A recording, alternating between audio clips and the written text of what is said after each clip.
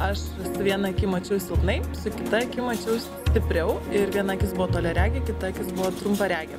Tai buvo visiškas chaosas, nes vaizdas sukasi į vieną pusę, į kitą pusę, nematau realiai, kaip viskas atrodo, kad ir, pavyzdžiui, žaidžiant biliardą, žiūri, kamuoliukas atrodo lyg ir čia, muši lyg ir taip, bet iš tikrųjų jis yra visai ne toje vietoje, nes tiesiog akis atrodo ne taip. Ir užsidėjus akinius, ta problema vis tiek išlikdavo, nes akiniai koreguodavo vieną akį. Ir aš svarsčiau gerus 3 metus ir nesiryžau. Truko informacijos, šiek tiek baisu, sakė, kad oi, čiagi prie akių lenda, čiagi Jėzau, nedaug dieve, kažkas netaip yra paks. Iš karto. Man pasikeitė viskas. Aš matau. Jėzus Marija, aš matau, va, pasisukinėjau šonus ir aš matau. Atsikeliu iš ryto, atsiverkiu ir matau, kad uodas ant lubų tupi.